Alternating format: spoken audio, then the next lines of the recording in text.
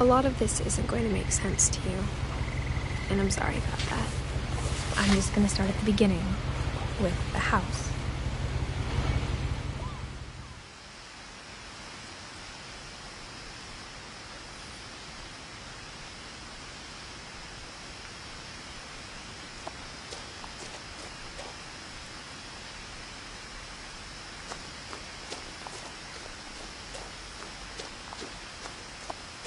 I lived here until I was 11, but I wasn't allowed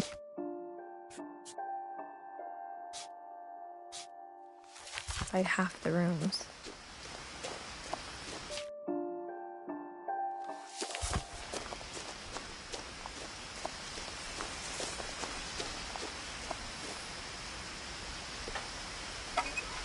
Inside the mailbox were bills from 7 years ago, marked urgent, open immediately. I hadn't been back since my brother Lewis's funeral.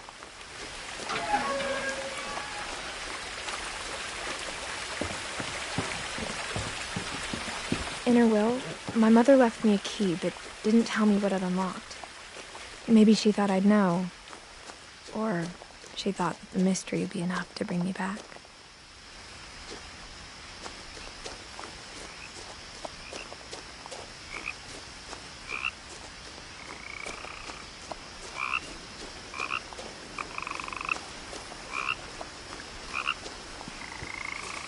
The truth is, even after I inherited the house, I never thought I'd come back to it. But now I had questions about my family that only the house knew the answers to. The woods around the house have always been uncomfortably silent, as if they're about to say something but never do.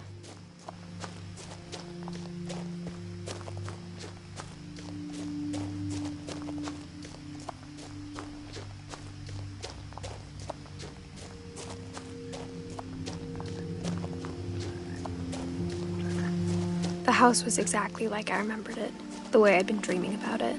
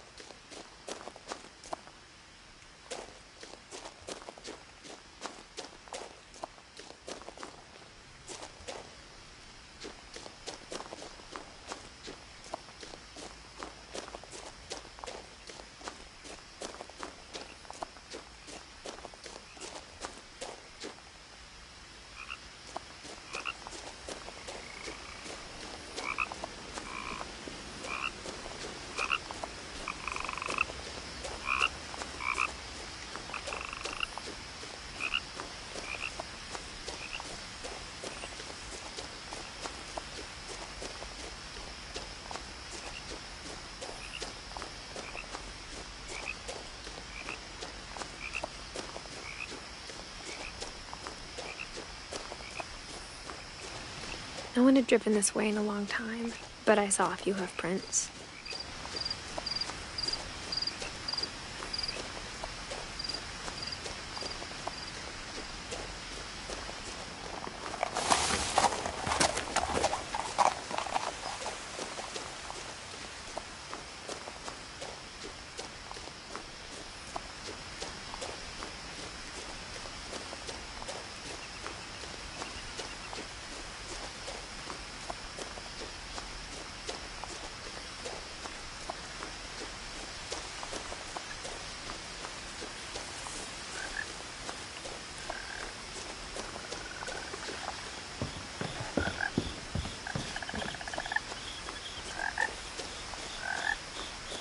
As a child, the house made me uncomfortable in a way I couldn't put into words. Now, as a 17-year-old, I knew exactly what those words were. I was afraid of the house.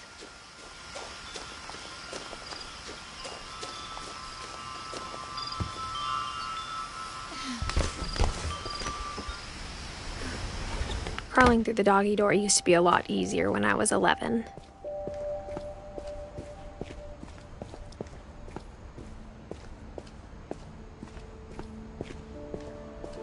For the first time in years, I felt like I was home.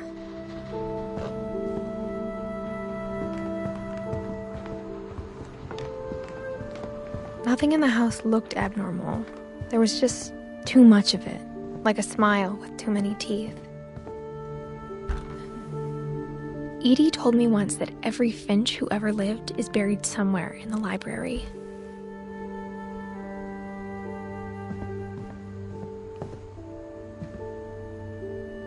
After Milton disappeared, Mom sealed up all the bedrooms. Then Edie retaliated and drilled peepholes.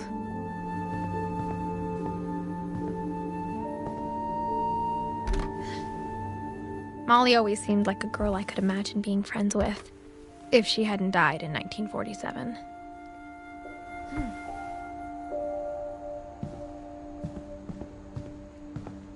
I spent a lot of time playing in Great Uncle Walter's room.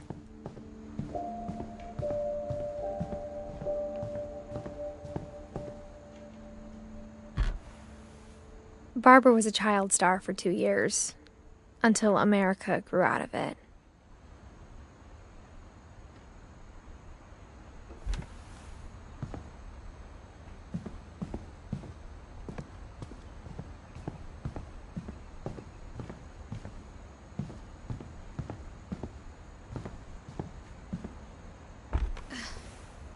The last time I was in Edith Sr.'s room, I was 10 and she was painting my portrait.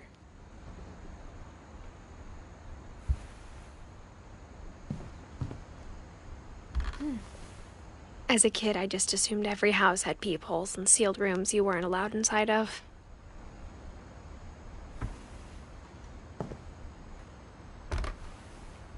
My Grandpa Sam spent 7 years sharing a room with his dead brother, Calvin.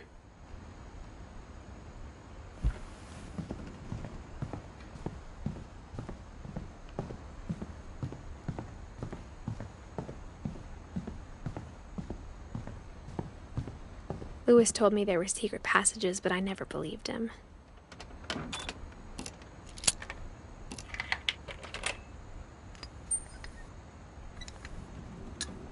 Turns out, my mom was really good at keeping secrets. Now it was time to find out what my mom had been afraid of.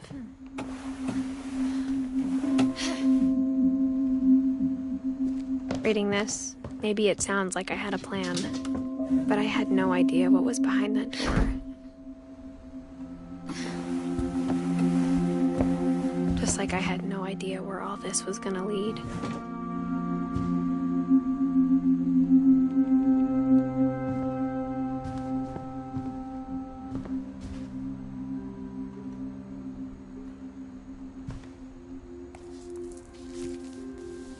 December 13th, 1947. Dear Diary, I'll be gone soon, but I wanted to tell somebody about what's gonna happen. It started when Mom sent me to bed without dinner. I woke up and I was starving. so I looked around for something to eat. The gerbil food was dry, but I didn't mind it.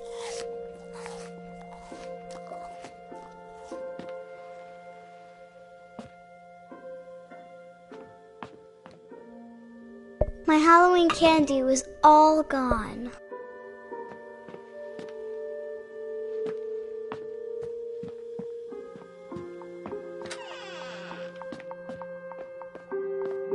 I ate a lot of things that night.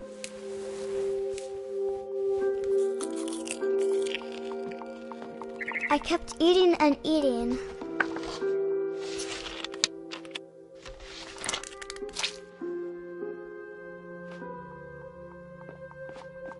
Then I heard chirping outside my window. It was a barn swallow going back to her nest. I reached out for her.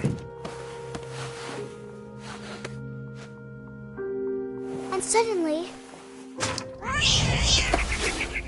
I was a cat.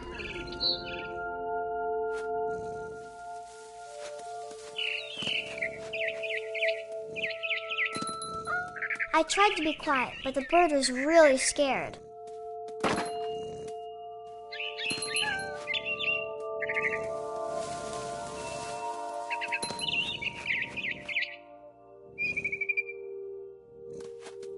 Mom and Dad didn't even look at me.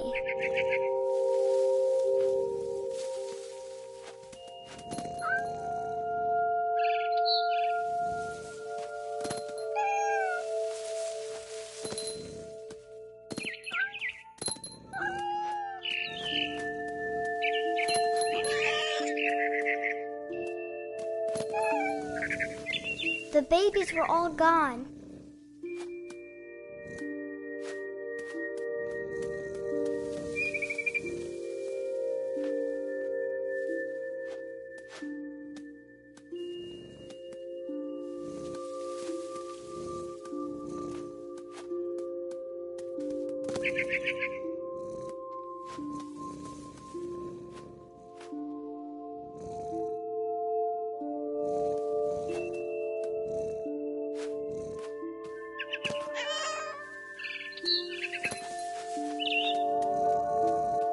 I jumped and I almost got her.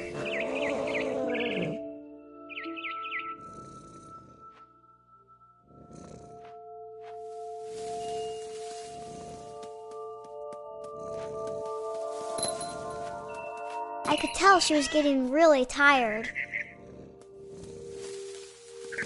Now I was up in the big tree. I promised Dad I wouldn't climb it anymore. All I cared about was eating that mama bird. I gobbled her up. And suddenly, I was an owl. First, all I heard was the wind. Then I heard little teeth nibbling in the grass.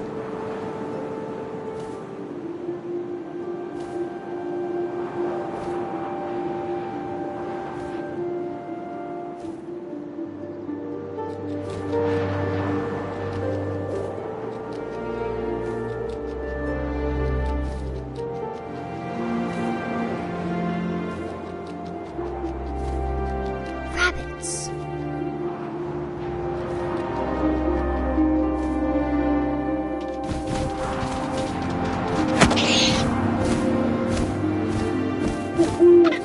I imagined his face looking up and seeing mine through my talons.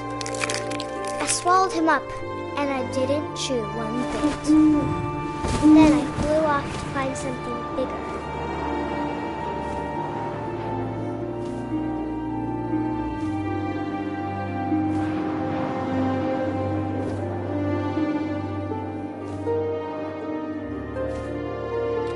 A mama rabbit.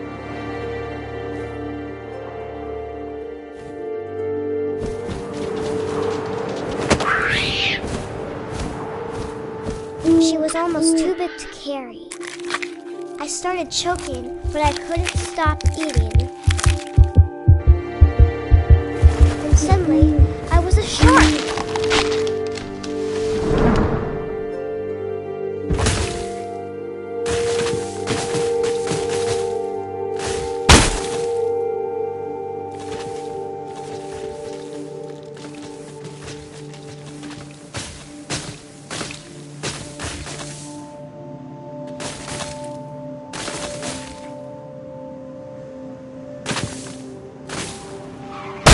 I rolled off a cliff and into the ocean. Now, I was hungrier than ever.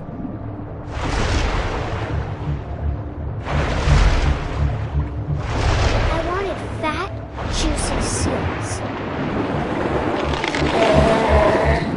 I tore off her flipper, and it tasted really good.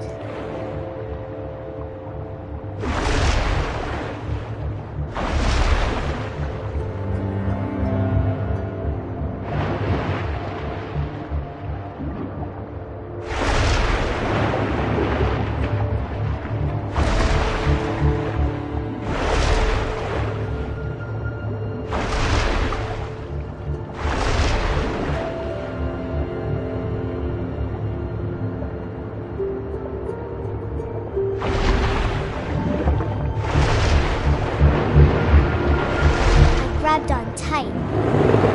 When I was so hungry, I jumped out of the water. When I opened my eyes, everything had changed.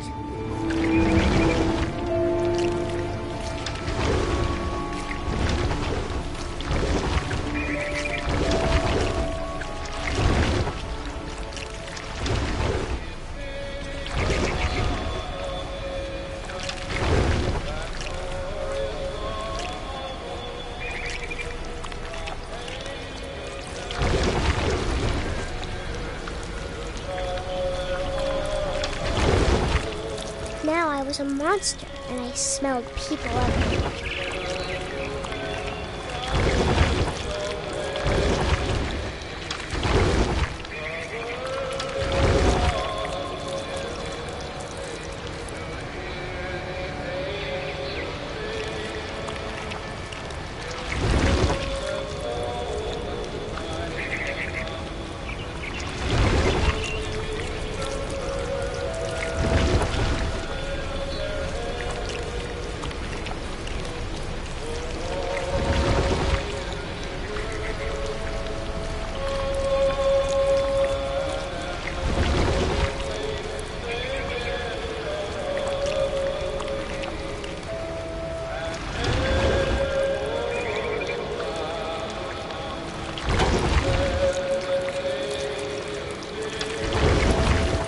I was big, but I moved real quiet.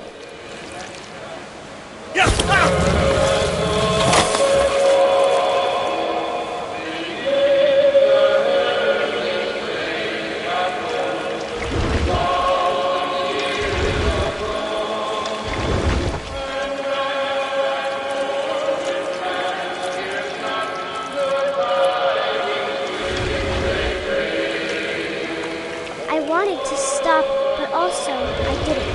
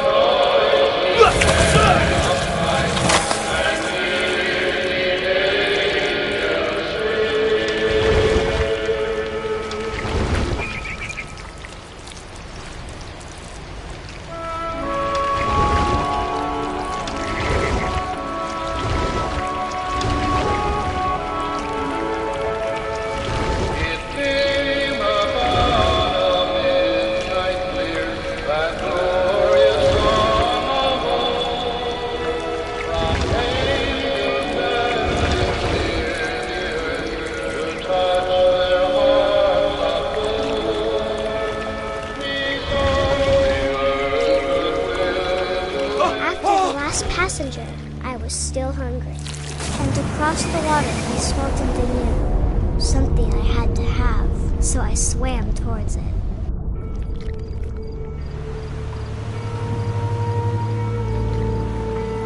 I slithered onto the sand, and the good smell went into an old pipe.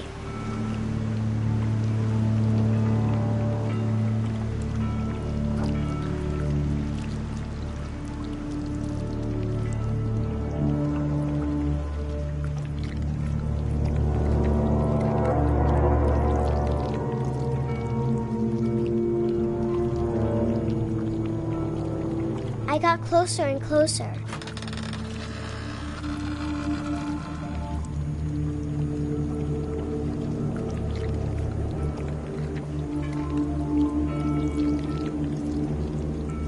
All of my stomach started growling. And suddenly, I was me again. I held my breath for a long time, but I couldn't hear anything. I think it's waiting for me to fall asleep.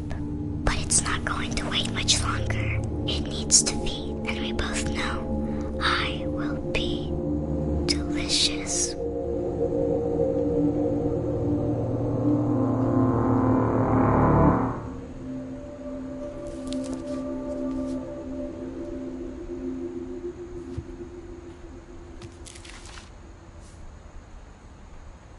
I'm not sure if I believed all of that, but I'm sure Edie would have.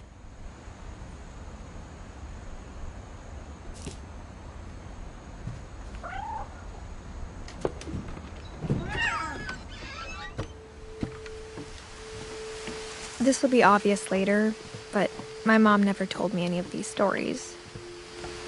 Edie would have, but Mom didn't like bringing up the past. Though, when we adopted a stray kitten, she was the one who named it Molly.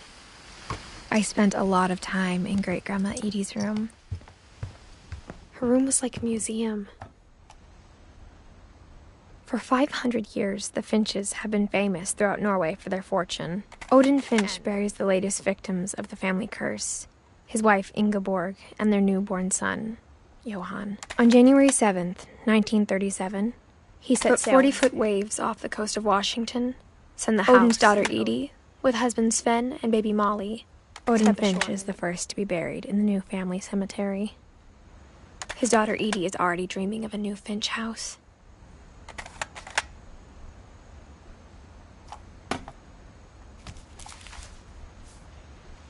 Whatever's wrong with this family, it goes back a long ways.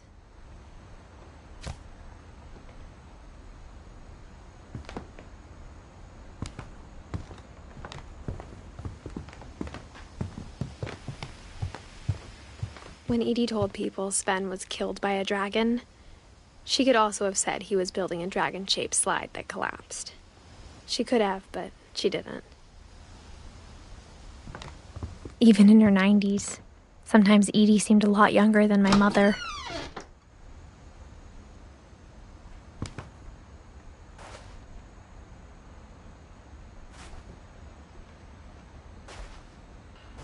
The only trace Grandpa Sam's first wife Kay left on the house was the pink bathroom.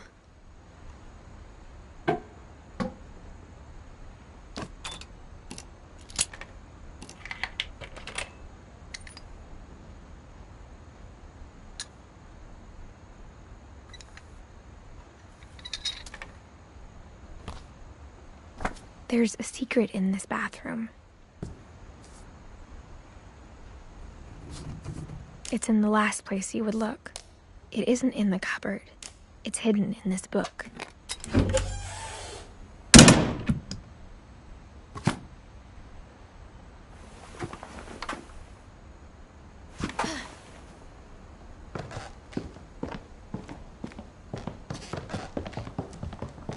From the paintings on the wall, it was clear my brother Milton had been here before me.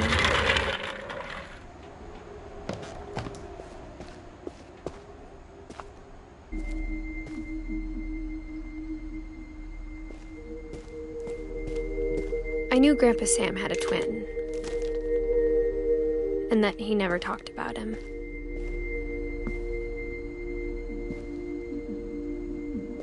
I guess my grandpa didn't like history any more than my mom did.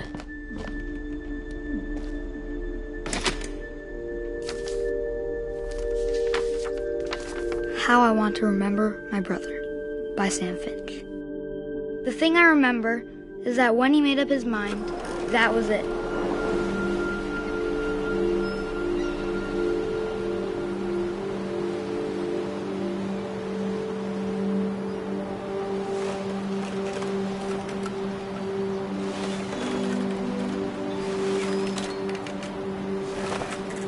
My brother said he'd die before he ate another mushroom. And he did. At Barbara's funeral, we swore we'd never be afraid again. And he wasn't.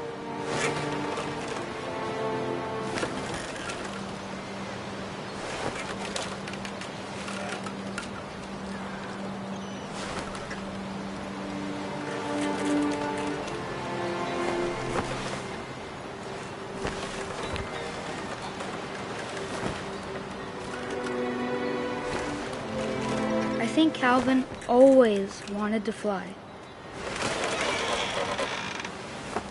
Sam! Calvin! Dinner's ready! Coming! But that day, he finally made up his mind to do it. I told him going around was impossible. Maybe if I hadn't said that,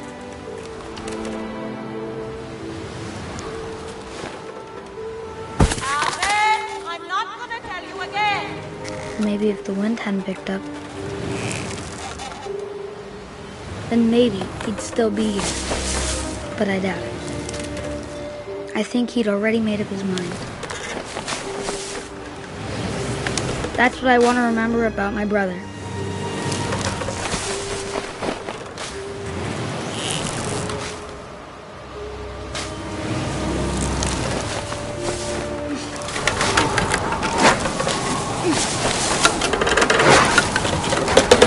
The day he made up his mind to fly, and he did.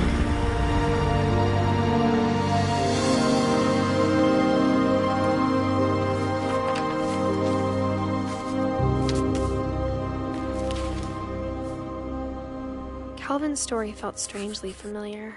When I was younger, I remember trying to do the exact same thing.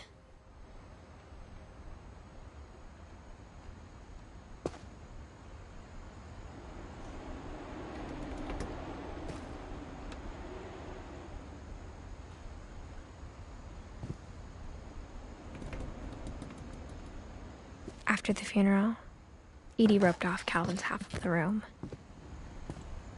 Mom said Grandpa Sam enlisted at 18 and never set foot in the room again.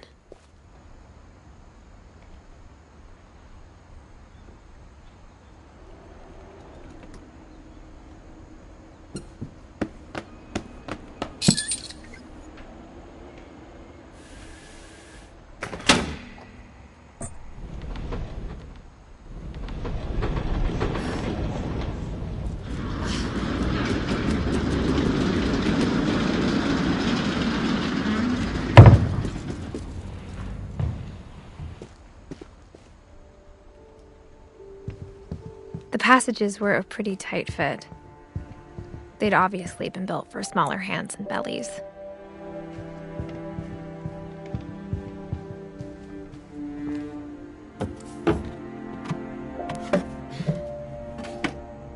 Growing up, I always thought of Barbara as a child star.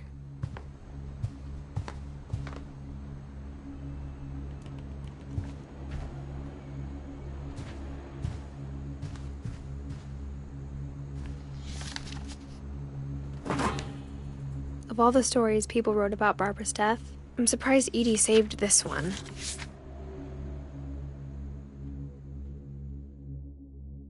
Old Jack here with another ghastly tale inspired by America's most unfortunate family.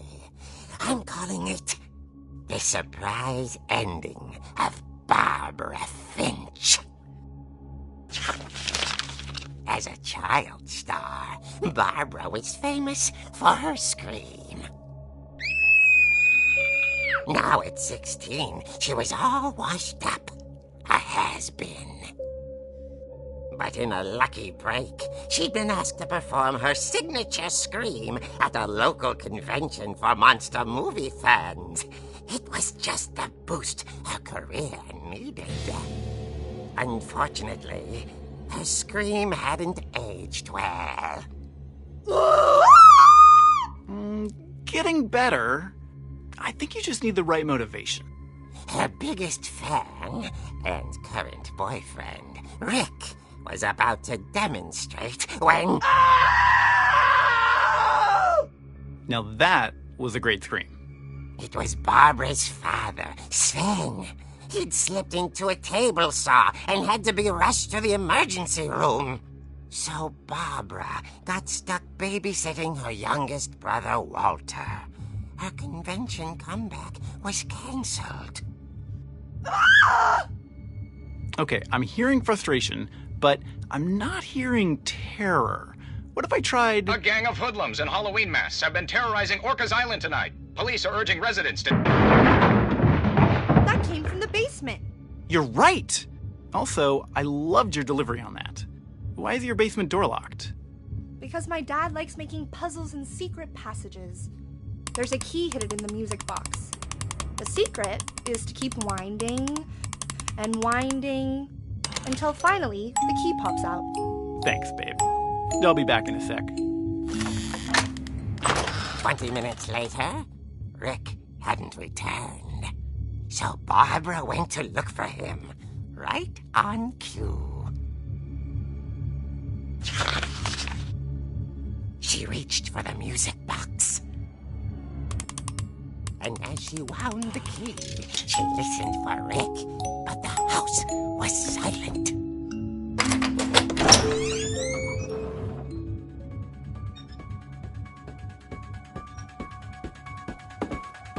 Rick? Are you okay? She found Rick's crutch and imagined the worst.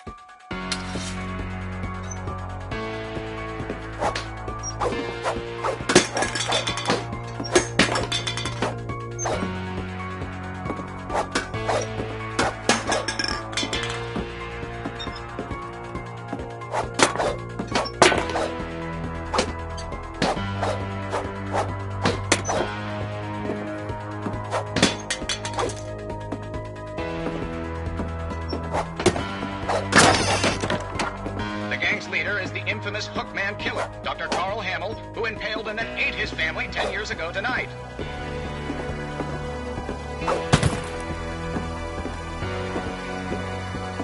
The old fridge rattled and grew still. Oh dear! Oh! Rick? Barb, relax. I was just trying to scare you to help you find your scream. Well, I'm not scared, Rick. I'm furious. Then act furious. All I'm getting from you now is that you're hurt and confused and you're... She threw him out, but she kept a little something to remember him by. Barb, have you seen my other crutch? And she was still holding it when she fell asleep watching the late picture show. Hours later... Barbara! Walter, what's going on up there? Ah! Okay, I'm coming up, but if this is a trick, you're dead, Walter.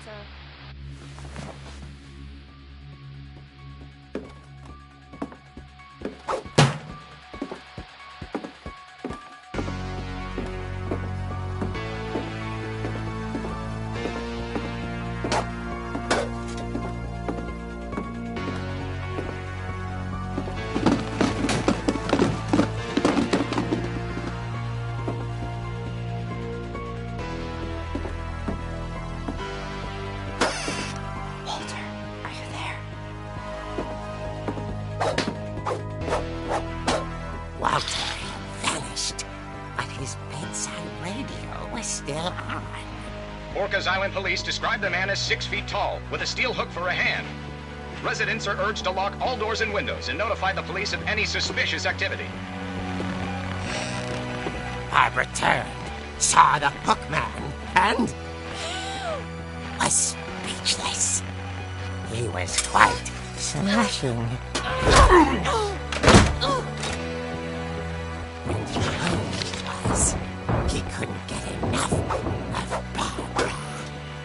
Okay, Barbara, there's gotta be another way out of here.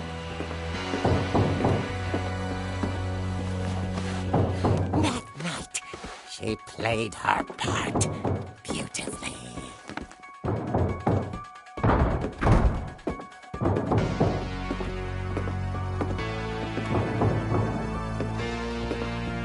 Molly's door hadn't been opened in years. The hinges groaned.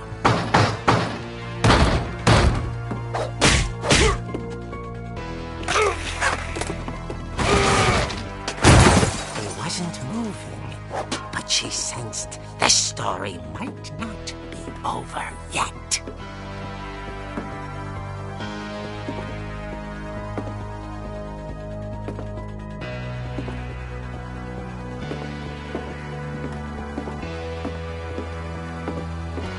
The hookman had vanished.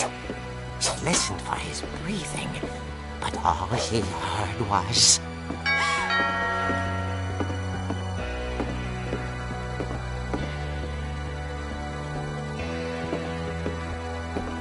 At the door, she heard whispering. It was coming from inside the house.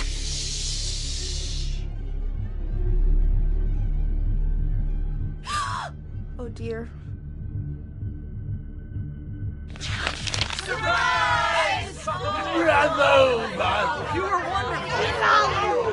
monsters had come to surprise her.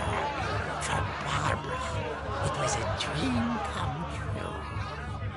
Then she saw what kind of monsters they were, and she realized what was about to happen.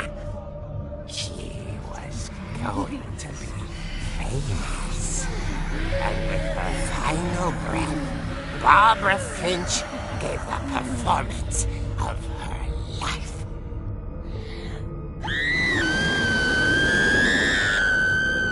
I wasn't there myself, but I hear Barbara was magnificent. Poor girl. She had a taste for stardom. But unfortunately, so did her fans. Of course, the police blamed it all on poor Rick, who disappeared the same night. And little Walter? Hiding under his bed the whole time. He took it all pretty hard, but that's another story. As for Barbara, tucked inside the music box was all they ever found of her. Her ear. Now that's what I call a real eerie tale.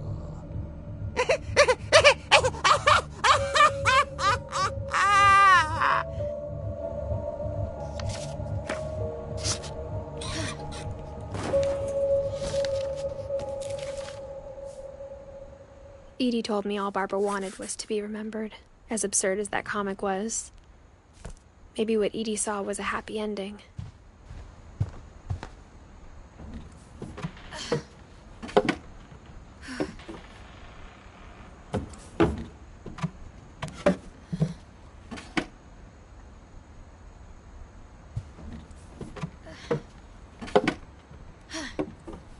I guess now I know why Mom didn't like me playing with the music box.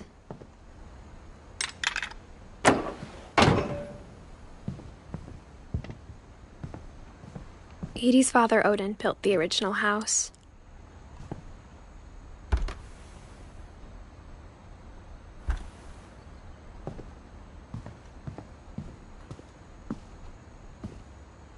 Mom must have locked the third-floor stairs on the night we left. Whenever people ask me about my family, the first thing they always want to know about is Barbara.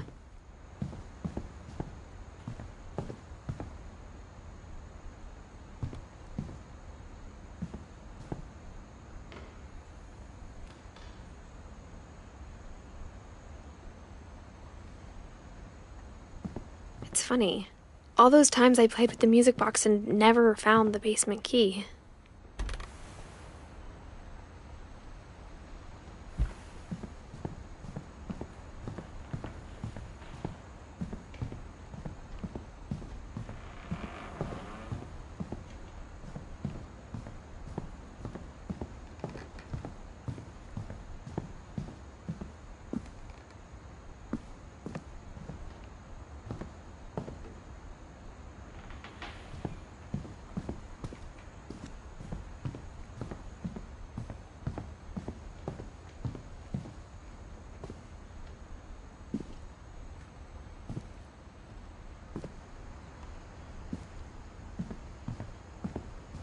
A lot of things got left behind in the whirlwind of that last night.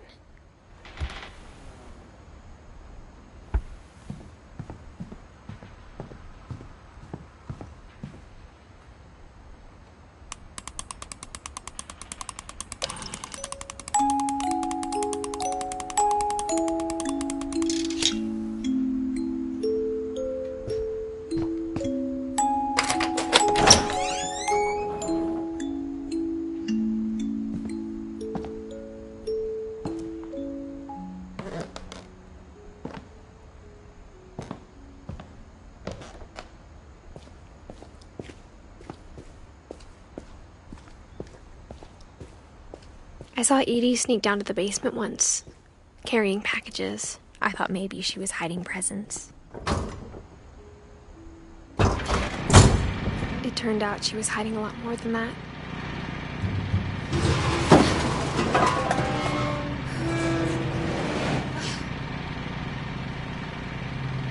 I remember asking Mom once about where Walter had gone. She said after Barbara died, he got as far away as he could. If there's a pattern in all these stories, I think it's that none of us has gotten very far. Goodbye, everyone. I can't believe I've been down here for 30 years. On that first day, after the shaking started, I didn't think I'd survive a week.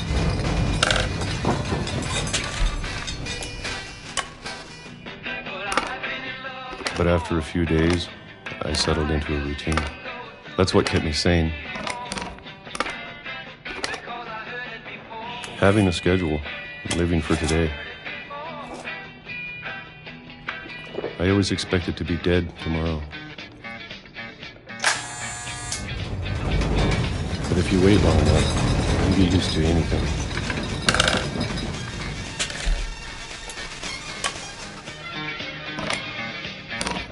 Even a monster on the other side of the door starts to feel normal. Almost friendly.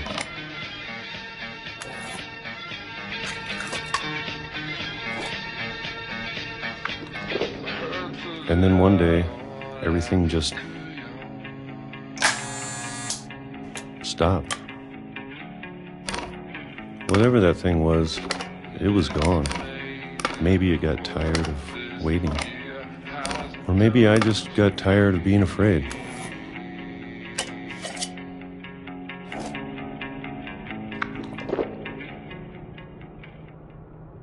It's been a week now, the longest in 30 years. I'm done waiting.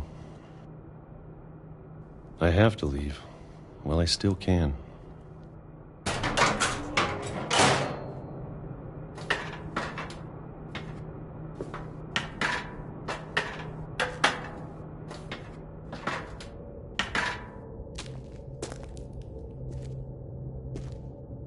I know it's out there, somewhere. Whatever killed Barbara and Molly and Calvin. Maybe this is all a mistake. But I need to stop living the same day, even if it kills me.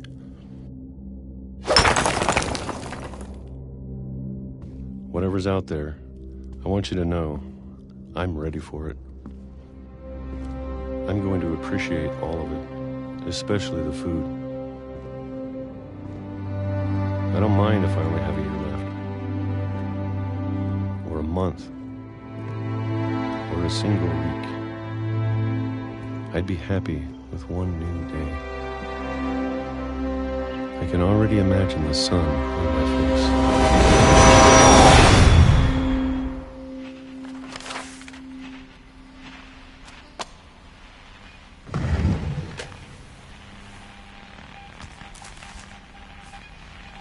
Walter died when I was 6. I can't believe my mom never told me he was down here.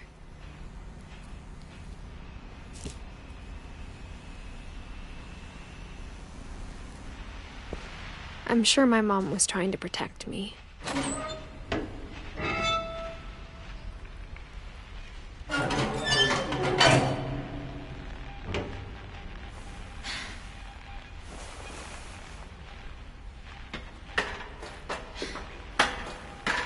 Maybe she was afraid I'd end up like Walter. But if she never told me about an uncle under the house, I can only imagine what else she was hiding. I don't want to make the same mistakes she made, trying to bury something that's still alive.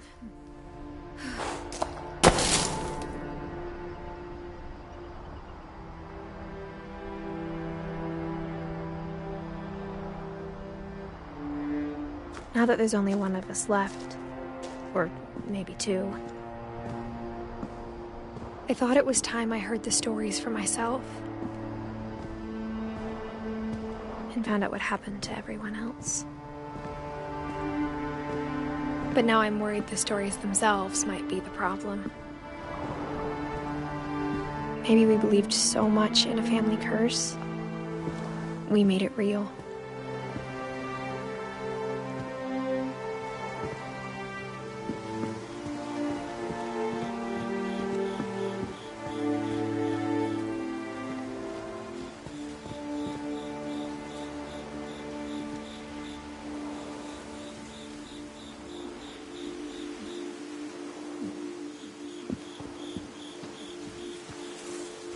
I don't know if I should even be writing this.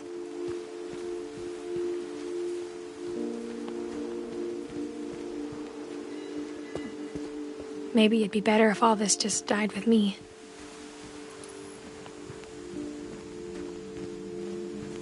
But I thought you should know about your family. And the history you're a part of. Though to be honest, I feel as lost as you probably do right now.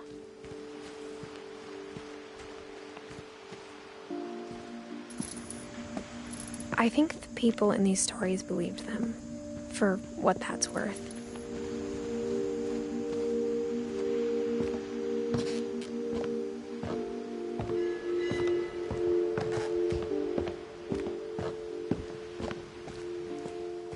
And when you look at the house, that history of imagination and stubbornness and madness, any of it seems possible.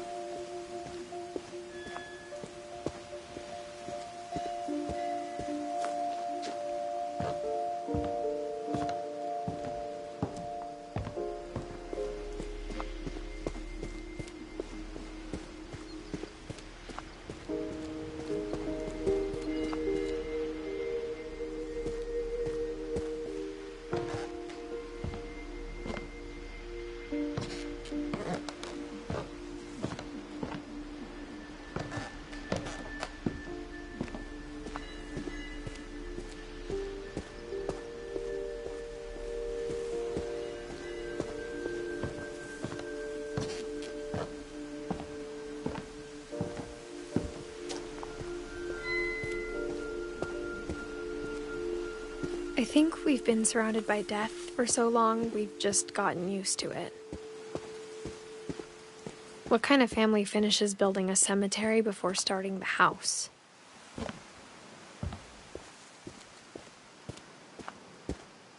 It's embarrassing for me to admit this, but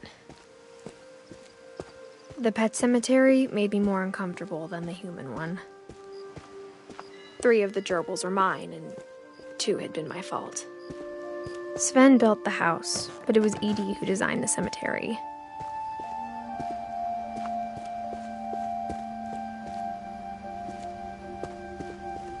I'm sure Odin's monument had been Edie's idea. My mom was always trying to move on, but for Edie, the past never went away. She could see it poking out of the water at low tide.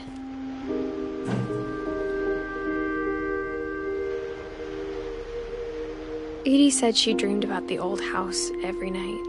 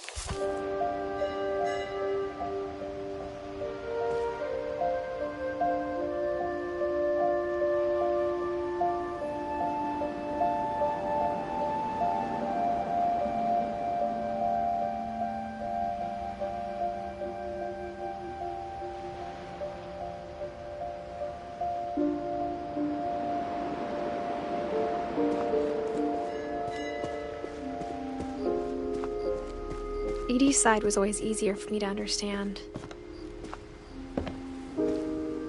But the older I get, the more I can see where my mom was coming from.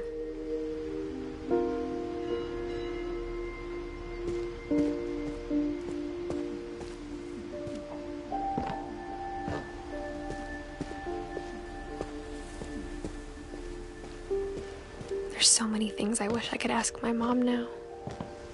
Part of me thinks this is what she wanted all along. For me to come back someday and find everything out for myself.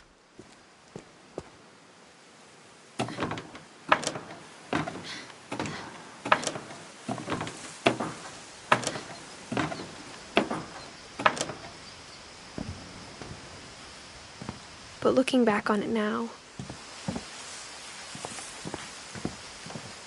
if she told me there was going to be so much climbing, I never would have come when I was 22 weeks pregnant.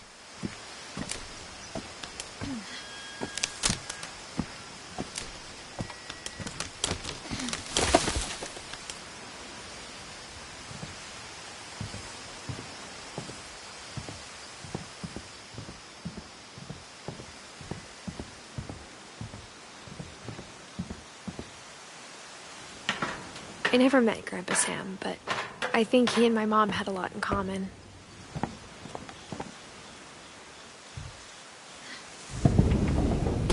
They were both pretty intense.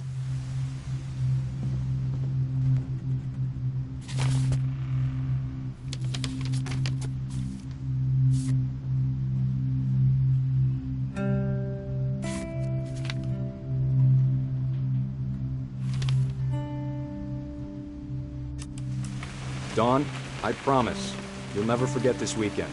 Yes, sir. These memories are gonna last a lifetime. Mm-hmm. Am I gonna have to shoot anything? It's a hunting trip, Dawn. Shooting is strongly encouraged. Not quite.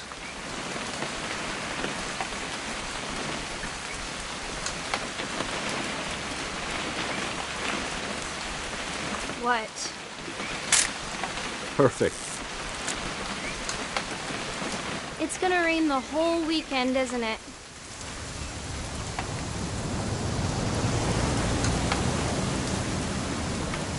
I will never forget this weekend. Okay, got it. I'm gonna take some pictures, okay? Just be careful. That camera's older than you are.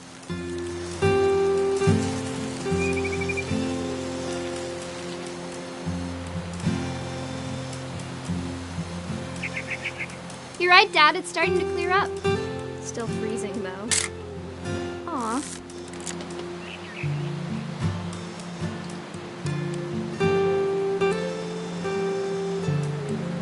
Definitely should not have drunk all that coffee.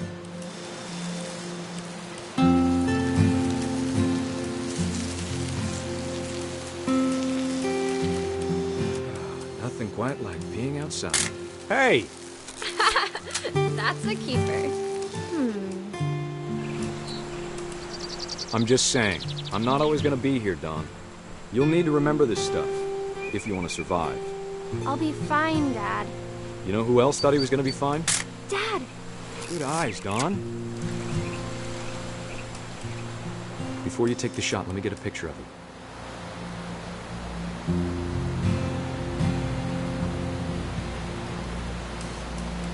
Dad... Let me get behind you. Do I have to do this? Don, you don't have to do anything. But if you want... Great shot, Don!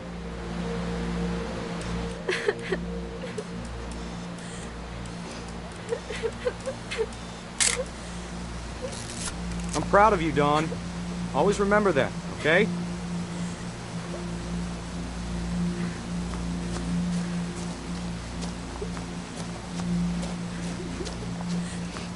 Sorry, Don. Just gotta reset the timer.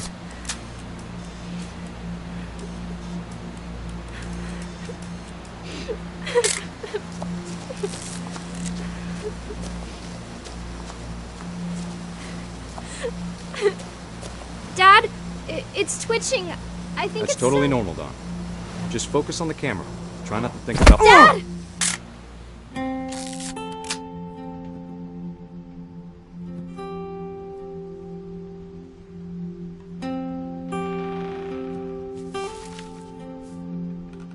Of all these stories, that's the one I wish most that my mom had told me.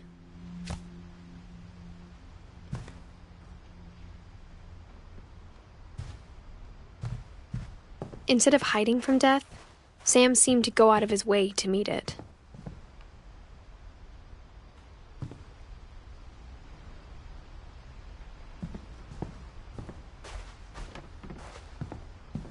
Sam spent his life shooting photos, but Mom said he got nervous being in front of the camera. I guess we're all afraid of something.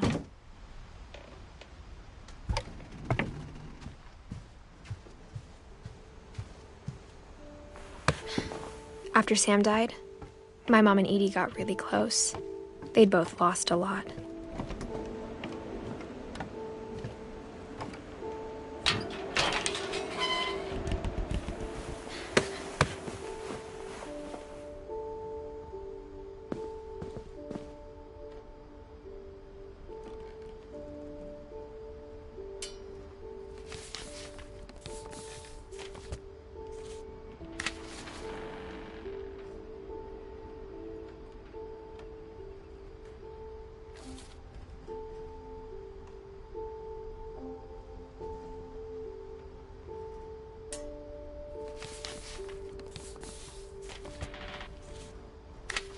Dear Kay, do you remember the way Gregory used to laugh when he thought he was alone?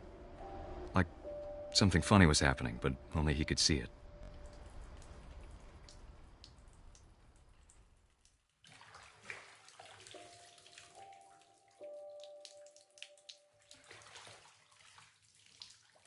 I think he saw things the rest of us don't.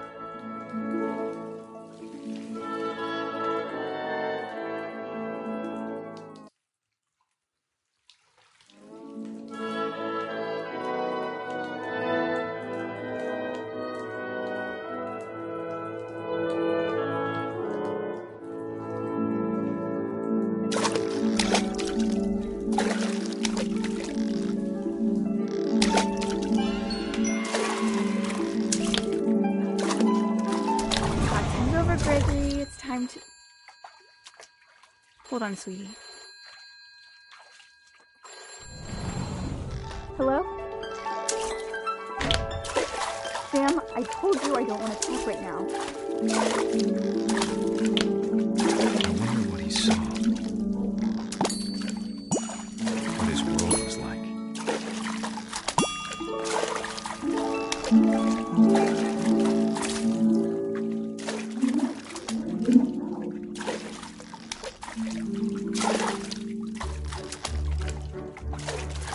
It reminded me so much of Catherine.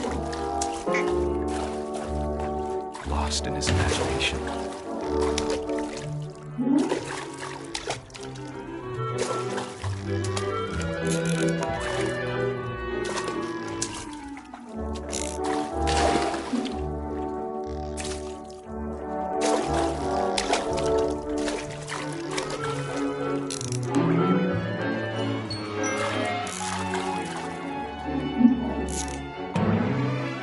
I know how silly it sounds.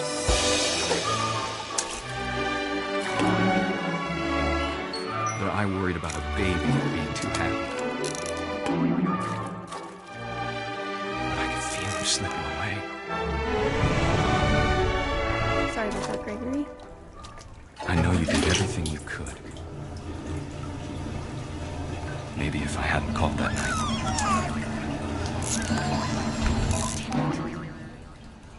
I wish he could have told us about the world he saw.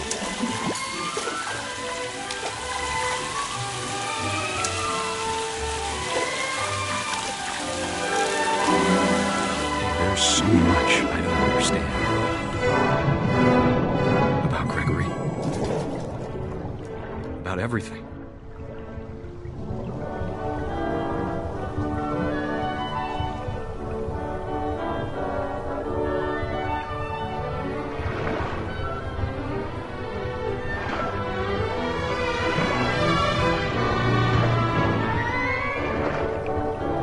But I know what happened wasn't your fault.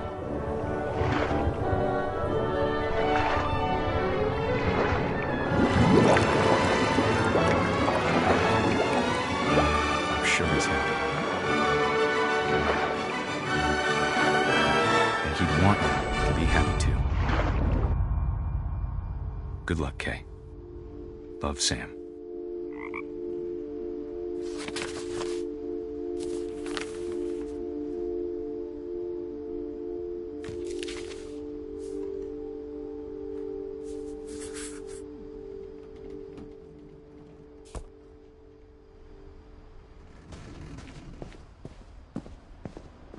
I can't imagine my mom ever writing poetry, and yet...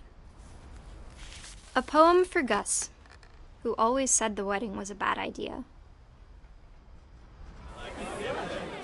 Our father never hit us kids, at least not very hard, before the day my brother said with teenage disregard that he'd be dead before he'd see a wedding in our yard.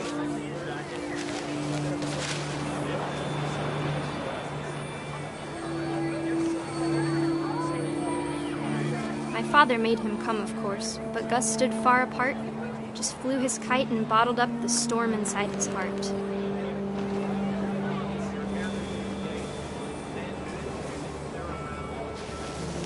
I tried to talk him out of it, but though he'd never met her, "We don't need a stepmom," were the words that I now pronounce you husband and wife.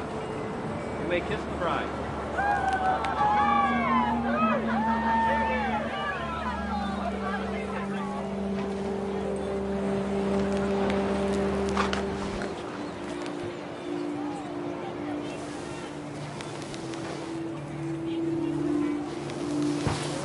When the time for photos came, Dad ordered him to come here. But Gus declined, and as a sign held up his middle finger.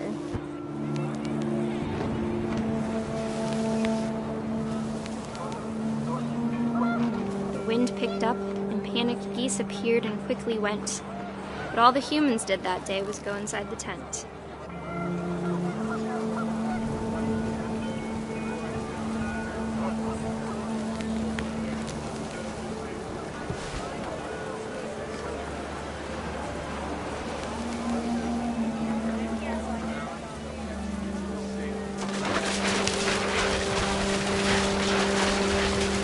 Rain came down in buckets then, but no one seemed afraid that nature might destroy the tent our dad had crudely made.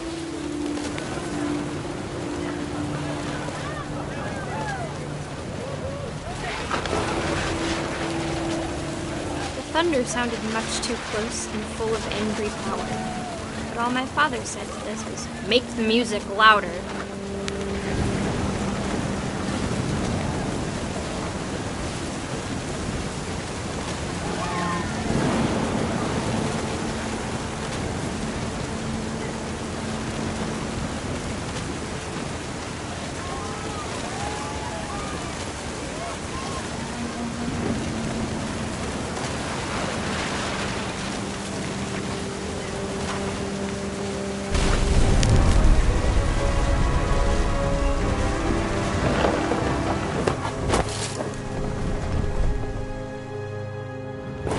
I wish that I could truly say I thought about you on that day.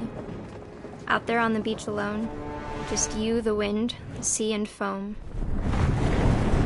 But I didn't, until we found you.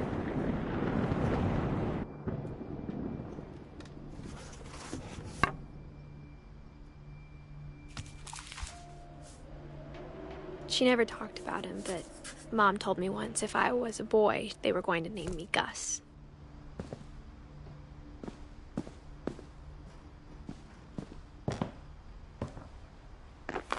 My mom moved up to the loft after her brothers died.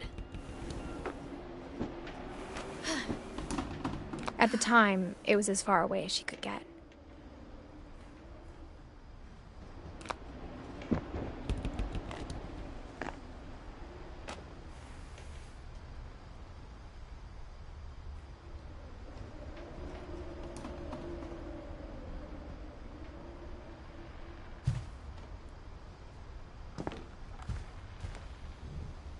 My mom moved to India a week after graduation and got a job teaching English. Louis was born a year later. When my dad died, I don't think Mom knew where else to go. I'm sure Edie was happy to have her back. The house had to get a little bigger, but Edie was used to that. And for a while, things were good. Almost normal, but it didn't last.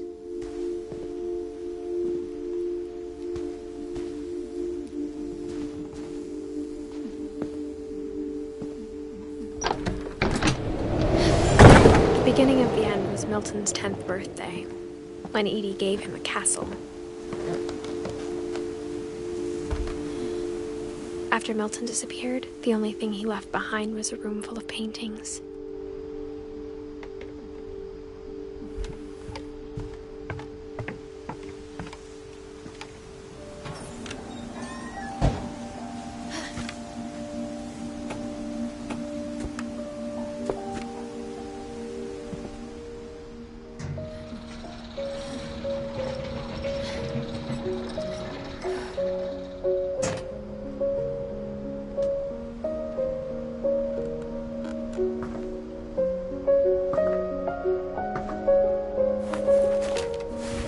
Milton Finch in The Magic Paintbrush.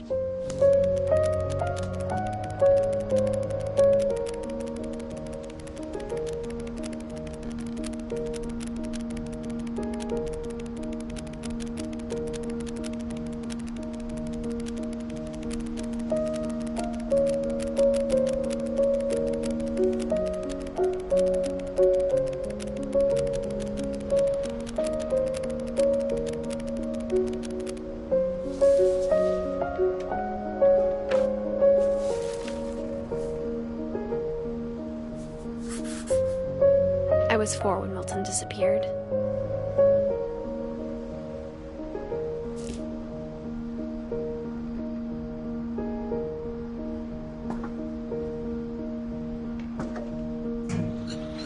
Mom spent months searching for my brother. Then she sealed the doors.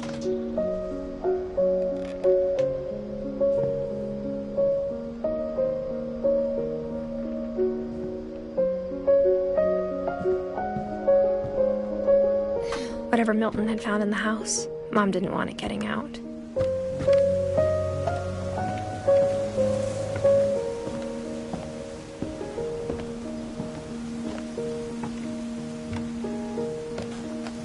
Mom definitely blamed Edie, but I think Louis blamed himself. After he graduated, he just spent more and more time in his room. Until Mom got him a job at the cannery.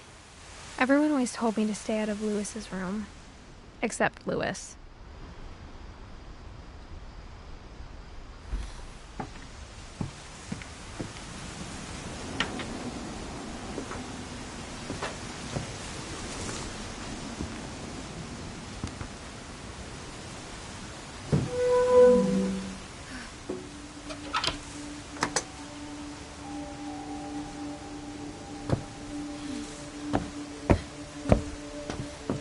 Louis's room smelled very, very familiar. Louis and I spent a lot of time playing games together, but he was surprisingly bad at them. He died a lot.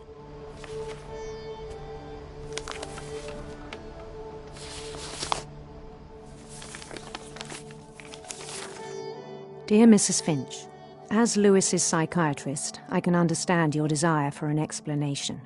As I see it, the trouble began in January, shortly after we convinced your son to seek treatment for substance abuse. Newly sober, I believe Louis first noticed the monotony of his daily life.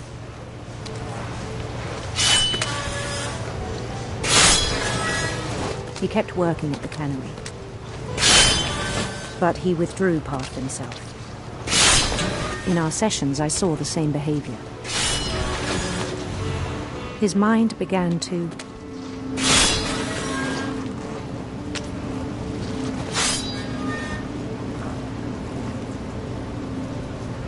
wander.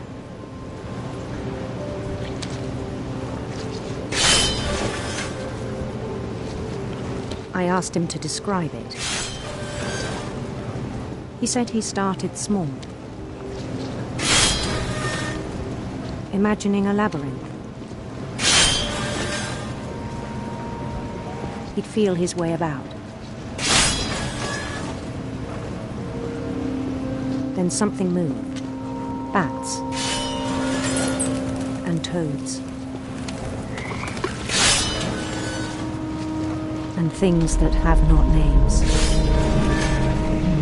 He knew it was all in his head, but he took it very seriously. I had hoped he'd find himself.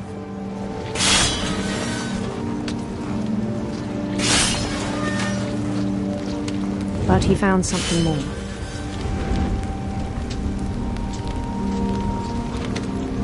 I worried about him then, daydreaming at the cannery. I spoke with his boss, but he said Louis had become a model employee. Methodical, tireless, focused. Like a whole new Louis. So I let him go on.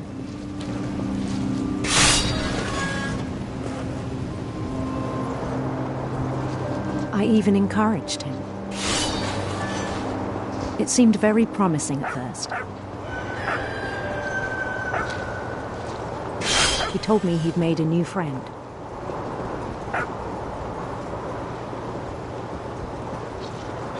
On the edge of a city named Louis Topia. He built the city up slowly, brick by brick. Then he made musicians.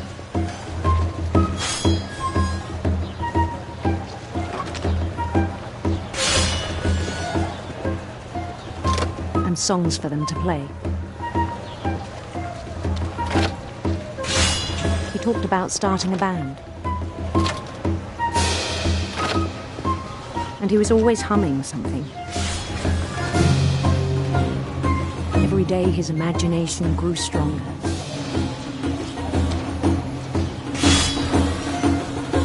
He no longer spoke at the cannery. But his chopping was as reliable as ever. Then one day it struck him that all the cheering crowds, even the stones under his feet, were all in his imagination. So he could do whatever he wished.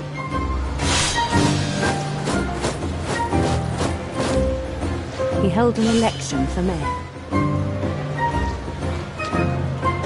And he won. They begged him to stay, but his mind was already wandering.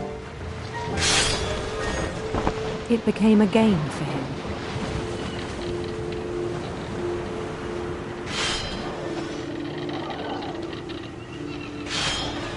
He'd conquer a city, then immediately push on. New Louisville.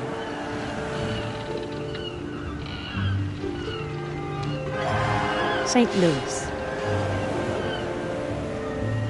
He started drifting away from our reality.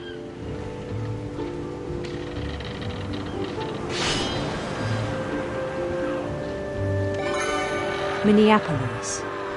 Until one day he forgot to go home from the cannery. Even as his mother pleaded with him, part of Louis kept sailing on.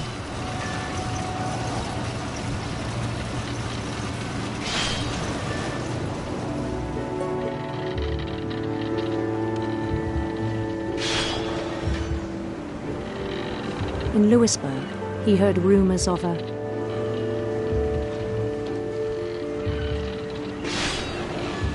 handsome queen.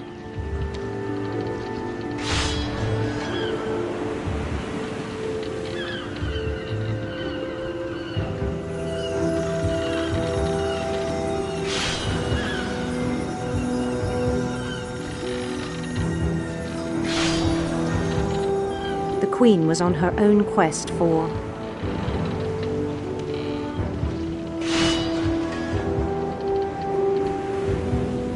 radiant rainbows.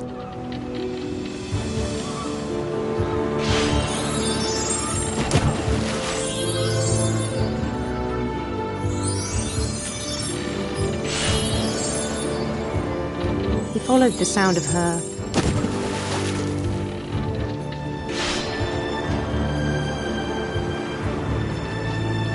silver harp.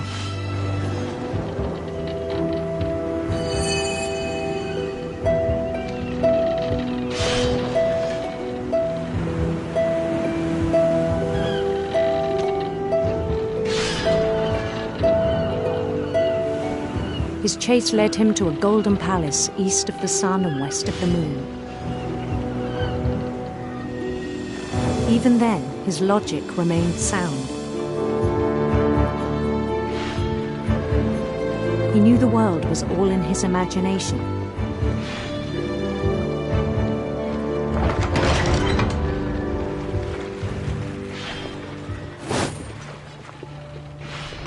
But he was so proud of having created it.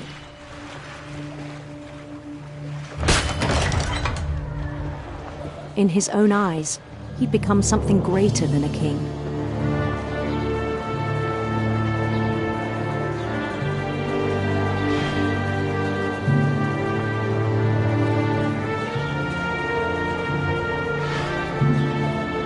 For someone who'd never known success in the real world, I think it was overwhelming.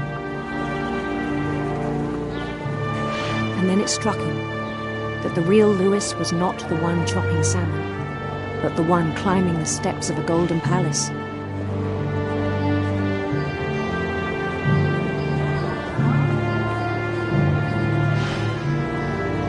My imagination is as real as my body, he told me. It was hard to argue with him.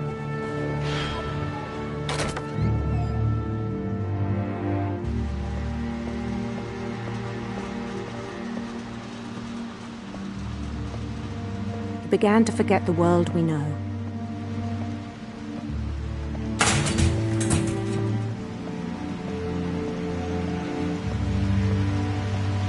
I think it pained him to remember Louis, the cannery worker.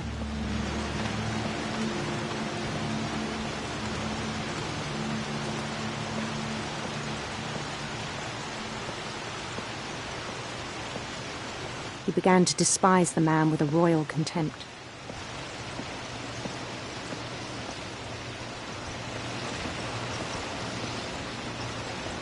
I still thought I could save him. Even after he said he was being crowned king over all the lands of wonder. The palace would be packed with his companions.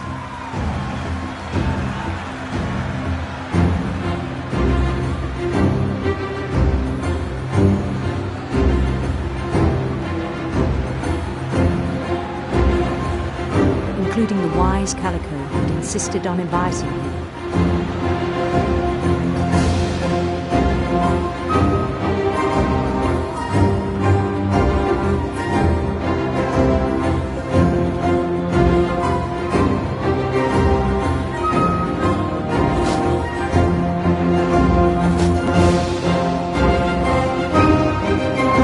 His queen waited, holding his crown.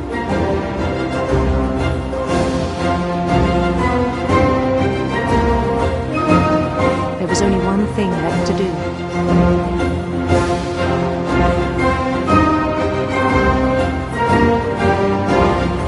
Bend down his head.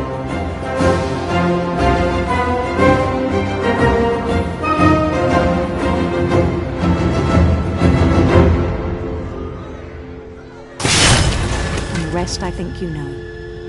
Mrs. Finch, your son was a kind man who will be missed by all of us who knew him.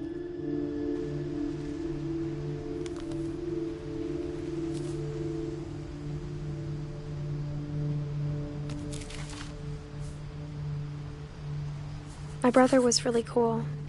I wish you could have met him.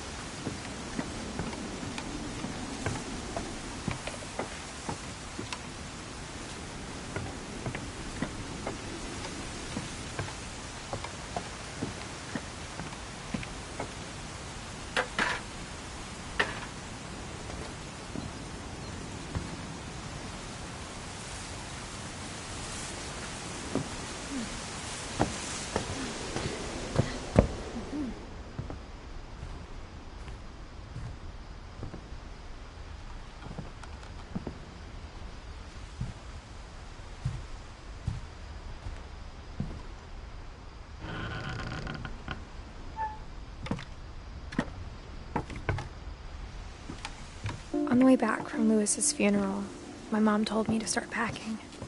She waited until the day before we left to tell Edie.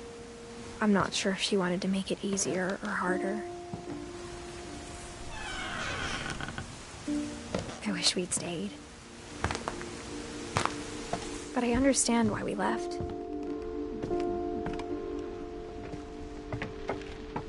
What happened that night had been coming for a long time.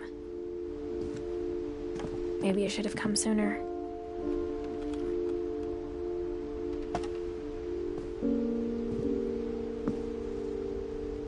But it had to end one way or another. All that's left now is to tell you about that last night.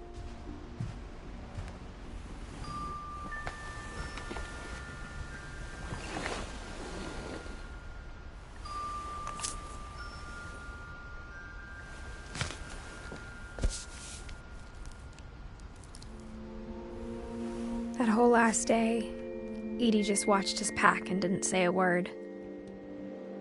Until supper, when she raised her glass and said, "To our final night together, and all our final nights apart." Grandma, you know what I said about alcohol. Some of your medications are very Edith, specific. I left a present for you in the hallway. Why don't you go open it? The grown-ups have to argue now. I'm sorry, you're right. We're all leaving tomorrow. Let's just enjoy our last... I'm not leaving. Edith, you're excused.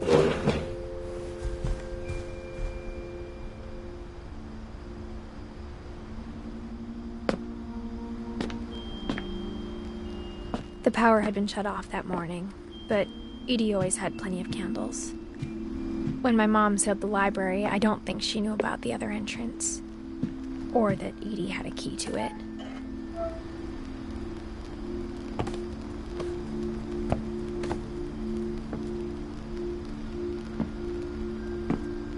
That thing you're afraid of isn't going to end when you leave the house. Edith has a right to know these stories.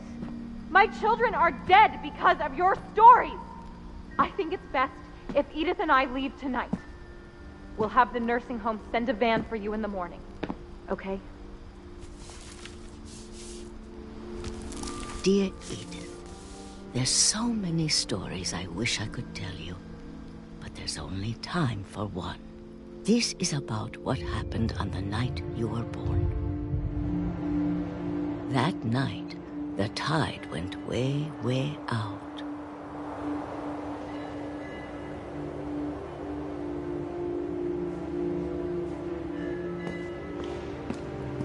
It was the first and last time I ever saw the old house aground.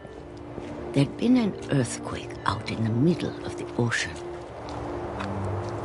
They called it the lowest tide in 1,000 years. God, it smelled awful. You know, I've seen that house every day of my life.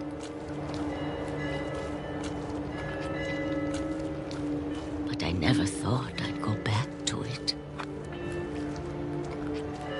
When the fog rolled in, I lost my way.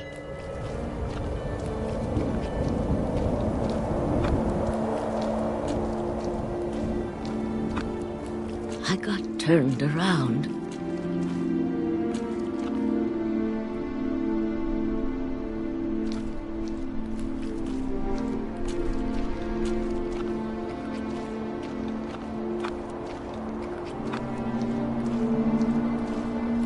For a while, I wandered. I started seeing things.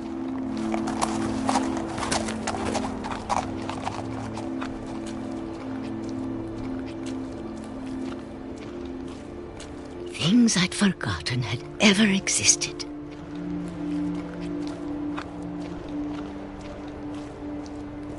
But when I saw them, they felt like old friends. That night, a lot of things came back to me. Or maybe I came back to them.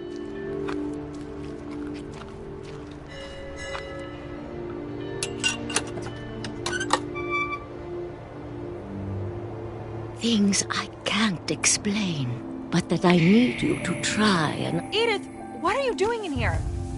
It's mine. Edith! Mom, you're gonna rip it! Let go! I kicked and screamed, but Mom dragged me to the car. I never saw Great-Grandma Edie again.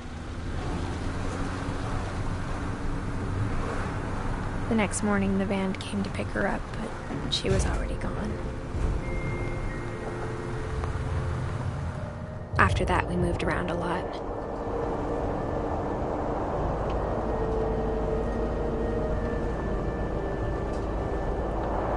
We both tried to make the best of it.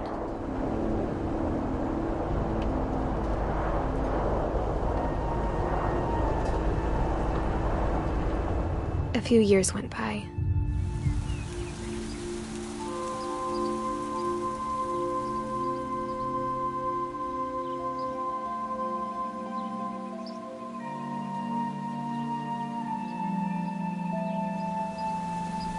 My mom didn't like to talk about it, but she started getting sick a lot. The rest happened pretty quickly.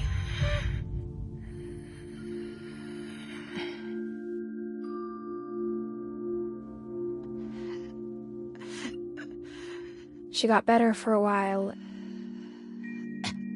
and then she didn't.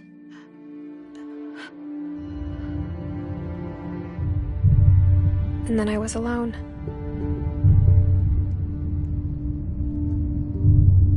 last Finch left alive.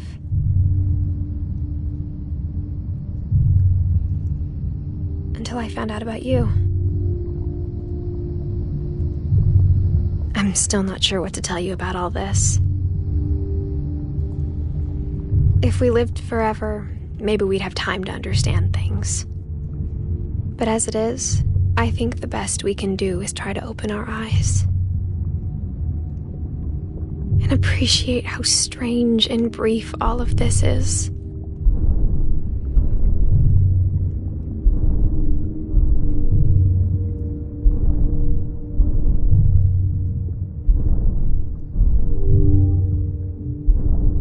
This journal was supposed to be for you.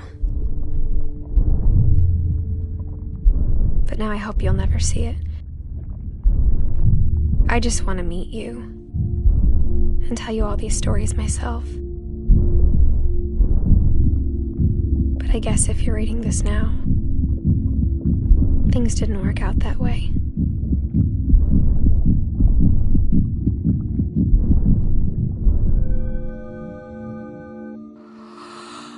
This is where your story begins. I'm sorry I won't be there to see it. It's a lot to ask, but I don't want you to be sad that I'm gone. I want you to be amazed that any of us ever had a chance to be here at all. Good luck.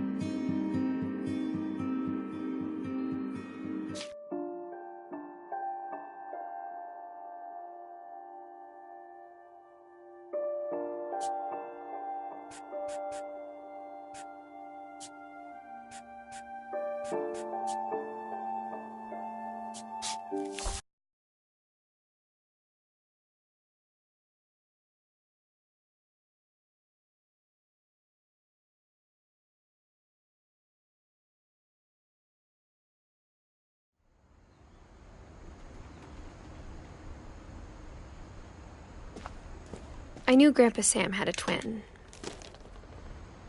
and that he never talked about him. I guess my grandpa didn't like history any more than my mom did.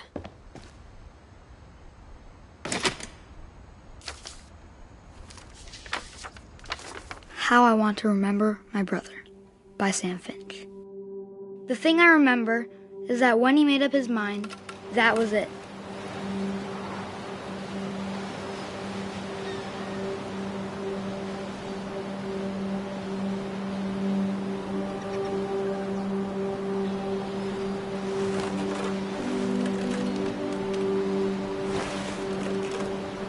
My brother said he'd die before he ate another mushroom. And he did. At Barbara's funeral, we swore we'd never be afraid again. And he wasn't. I think Calvin always wanted to fly. Sam! Calvin! Dinner's ready! Coming! But that day, he finally made up his mind to do it. I told him going around was impossible. Maybe if I hadn't said that.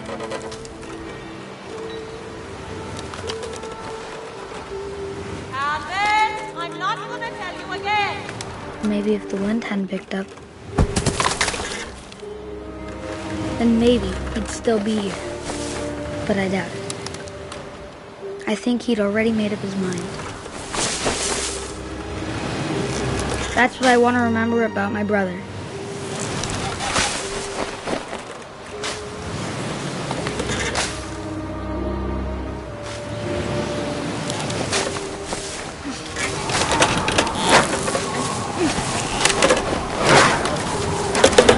The day he made up his mind to fly, and he did.